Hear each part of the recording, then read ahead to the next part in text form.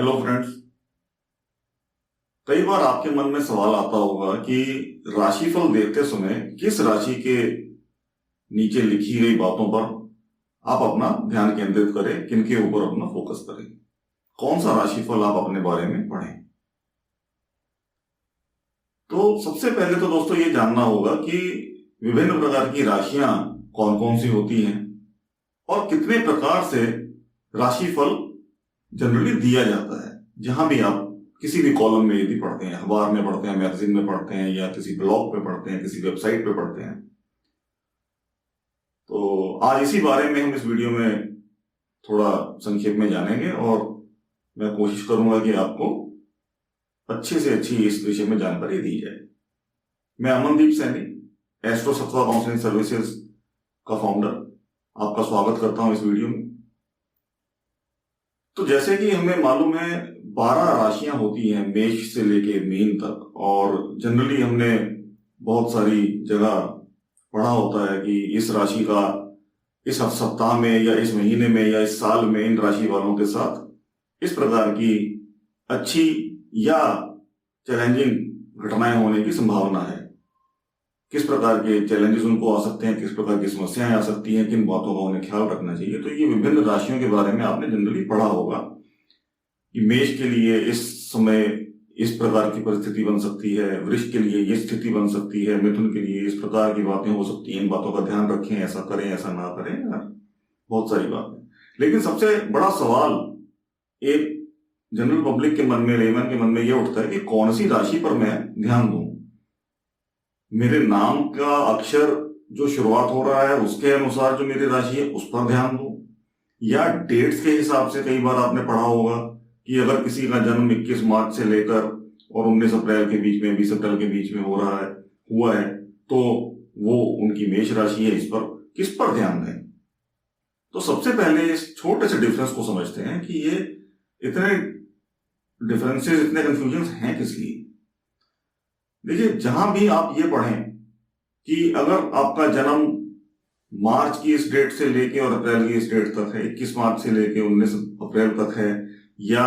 अप्रैल की इस डेट से लेके मई की इस डेट तक है, तो आपकी ये राशि है। तो वो हुआ हमारा सूर्य सिद्धांत, जो कि जनरली वेस्टर्न एस्ट्रोलॉजी में फॉलो किया जाता है, और हिंदू एस्ट्रोलॉजी सूर्य सिद्धांत को फॉलो नहीं करती। हिंदू एस्ट्रोलॉजी के अकॉर्डिंग यदि आप चलेंगे तो फिर नाम के अक्षर का प्रभाव निकल के आता है। अब वो नाम के अक्षर के अनुसार जो आपकी राशि बनी वो तब देखना सही है यदि जन्म के समय जब आपकी जन्म कुंडली बनाई गई और आपका नाम जन्म कुंडली के अनुसार रख दिया गया हो, तब आपको नाम अक्षर के अनुसार अपनी राशि देखना उचित है, वो ठीक होगा। लेकिन आज के समय में जनरली जन्म पत्री तो बन जाती है जन्म के समय, बहुत लोग बनवाते हैं, कई लोग नहीं बनवाते क्योंकि विश्वास ही नहीं करते इस विद्या में, तो वो कुछ भी नाम रख लेते हैं। और बाद में आपने तो बच्चे का नाम रख दिया क्योंकि आप यकीन नहीं करते थे और आपने अनुसार नाम रख दिया, लेकिन बच्चे का धीरे धीरे रहेगा तो वो इसी एनवायरमेंट में धीरे धीरे सीखेगा, कुछ पिछले जन्म के संस्कार होंगे, तो वो उसका इंटरेस्ट एस्ट्रोलॉजी में बैठ गया। और अब पूरी तरह से जानकारी तो नहीं है, लेकिन नाम का अक्षर उसको मालूम है और राशिफल वो पढ़ रहा है, तो वो फिर गलत इंफॉर्मेशन लेकर आगे जिएगा, आगे बढ़ेगा। कहने का मतलब कि यदि जन्म के समय जन्म कुंडली के अनुसार आपने बच्चे का नाम रखा है, तब उस नाम अक्षर के अनुसार राशि देखना ठीक है। क्योंकि होता क्या है, थोड़ा सा उसको समझिए। जिस समय जन्म हुआ बच्चे का, उस समय चंद्रमा किस राशि में स्थित था और चंद्रमा किस नक्षत्र के किस चरण में स्थित था, उसके अनुसार बच्चे के जन्म के जो उसका नाम होगा, नाम का अक्षर, नामाक्षर वहां से निकाला जाता है। और यदि आपने उसी अक्षर के अनुसार बच्चे का नाम रखा है, तब वो राशि देखना ठीक है। क्योंकि राशि हिंदू सिद्धांत के अनुसार, चंद्र सिद्धांत के अनुसार ये होता है कि जन्म के समय चंद्रमा किस राशि में स्थित है, वह हुई बच्चे की राशि, जातक की राशि। और नक्षत्र के किस चरण में चंद्रमा स्थित है, उसके अनुसार उसका अक्षर डिसाइड किया गया। तो यदि वैसे नाम रखा गया है तो वो राशि बिल्कुल सही होगी। लेकिन अगर नाम रैंडमली रख लिया गया है और जन्म कुंडली के द्वारा निकाले गए अक्षर को ध्यान में रख के नहीं रखा गया है, तो फिर वो राशि सही नहीं होगी। तो ये तो डिफरेंस हुआ कि सूर्य सिद्धांत के अनुसार जो राशि है और चंद्र सिद्धांत के अनुसार जो राशि है उनका क्या डिफरेंस है। अब तीसरी चीज एक और आ जाती है, कुछ लोग प्रेडिक्शन लगन के अनुसार देते हैं कि जन्म कुंडली में आपका लगन जो है, अब ये लगन क्या डिफरेंस हुआ,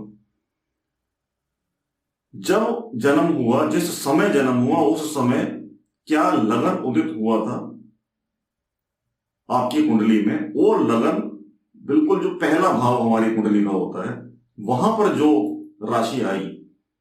उस समय, जन्म के समय पहले भाव में जो राशि हुई वो आपका लगन हुआ। इन शॉर्ट, बिल्कुल लेमैन की भाषा में समझने की यदि बात करें तो इस प्रकार आप इसको समझें। और लगन के अनुसार कुंडली में बाकी ग्रहों की स्थिति, उनके भावों का जो नंबर है वो सब बदल जाता है। तो अकॉर्डिंगली भावों में जब ग्रहों की प्लेसमेंट होती है, भावों में जब ग्रह बैठाए जाते हैं कुंडली में, तो अगर किसी का लगन मेष है और सूर्य मेष में ही उस समय था तो सूर्य लगन में हुआ, लेकिन यदि किसी का लगन वृष है तो सूर्य 12वें भाव में हुआ, क्योंकि सूर्य तो मेष राशि में रहेगा लेकिन भाव उसका चेंज हो जाएगा लगन चेंज होने से, और उसके अकॉर्डिंगली पूरी प्रेडिक्शन चेंज हो जाएगी। तो अब यदि ये बात करें कि इन सब में से एक्यूरेट क्या हुआ, तो राशि अपने आप में एक्यूरेट हुई क्योंकि वो चंद्रमा के अनुसार निकाली गई है। चंद्रमा की प्लेसमेंट जन्म के समय किस राशि में थी वो आपकी राशि बनी। इससे भी ज्यादा ऑथेंटिक और मोर एक्यूरेट हुई बात कि लगन के अनुसार यदि प्रेडिक्शन देखी जाए। तो अब डिफरेंशिएशन जब ये आपको थोड़ा पता हो, और उसके बाद आप सबसे पहले ये देखें कि जो भी कॉलम आप पढ़ रहे हैं, जो भी राशिफल आप पढ़ रहे हैं या टीवी पर देख रहे हैं या किसी मैगजीन में या किसी ऐप में देख रहे हैं, तो वो जिसने भी वो राशिफल दिया है किस बेसिस पे दिया है, चंद्र सिद्धांत के अनुसार, राशि के अनुसार दिया है, आपकी चंद्रमा की राशि के अनुसार या लगन अनुसार। जनरली जो भी लोग इस प्रकार की रीडिंग देते हैं, प्रेडिक्शन देते हैं, वो ये सब मेंशन करते हैं कि ये रीडिंग किस प्रकार दी गई है, क्योंकि ये डिफरेंशिएशन जो है पढ़ने वाले के लिए, फॉलोअर्स के लिए पता होना बहुत ज्यादा जरूरी होता है। तो आशा है कि आपको इस जानकारी से कुछ ना कुछ अवश्य मदद मिलेगी आगे आने वाले समय में जो भी आप राशिफल पढ़ेंगे। और हम जितनी भी प्रेडिक्शंस या रीडिंग्स अपने वीडियोस के माध्यम से या अपने क्लाइंट्स को जो जनरली भी हम रिकमेंडेशन देते हैं उसके माध्यम से, या आने वाले समय में जितने भी हमारे और वीडियोस आएंगे, जनरली हम सारी रीडिंग्स लगन के अनुसार देते हैं। तो आपकी जन्म कुंडली में आप किसी भी ऐप में जाके अपना हॉरोस्कोप बना सकते हैं, और उसमें आप ये देखिए कि पहले भाव में सबसे टॉप में जो भाव आ रहा है, फर्स्ट हाउस, वहां कौन सी राशि उदित है, वो चार्ट देख के भी आप आइडेंटिफाई कर सकते हैं, या फिर कोई ना कोई टेबल साथ में जरूर दिया जाता है आजकल एप्स में कि लगन ये है, राशि ये है, ग्रहों की डिग्री ये है, ग्रह इस राशि में है, ये नक्षत्र है, तो सारा एक टेबुलर फॉर्मेट में भी आपको इंफॉर्मेशन मिलती है। और अलग से यदि आप चार्ट देखना चाहें तो फर्स्ट हाउस सबसे टॉप में जो पहला साइन होगा वहां पे आपका वो लगन होगा। तो जो हमारी आने वाले समय में आप रीडिंग्स पढ़ें या वीडियोस के थ्रू देखें तो आप लगन पे फोकस कीजिए कि जो उस स्पेसिफिक लगन के नीचे, लगन के अंदर जो हमने बातें बोली होंगी या दी होंगी उनके ऊपर आप फोकस कीजिए, और आप पाएंगे कि वो बहुत ही ज्यादा एक्यूरेट रहेंगी, बहुत ज्यादा एक्यूरेट होती है, क्योंकि लगन के अनुसार ग्रहों की चाल आपकी जन्म कुंडली के ऊपर गोचर का निश्चित प्रभाव होने वाला होता है, और हम गोचर के अनुसार, ट्रांजिट के अनुसार ही सारी रीडिंग्स जनरली देते हैं। तो उम्मीद है, आशा है आपको ये वीडियो पसंद आया होगा और कुछ अच्छी जानकारी आपने आज अवश्य ही हासिल की होगी। तो यदि आपको वीडियो पसंद आया है तो लाइक करना ना भूलें, और यदि कोई आपके क्वेश्चंस हैं, सवाल हैं, तो कमेंट्स के थ्रू हमें कॉन्टैक्ट कर सकते हैं। ईमेल, व्हाट्सएप, फोन द्वारा अभी भी हमें कॉन्टैक्ट कर सकते हैं। धन्यवाद।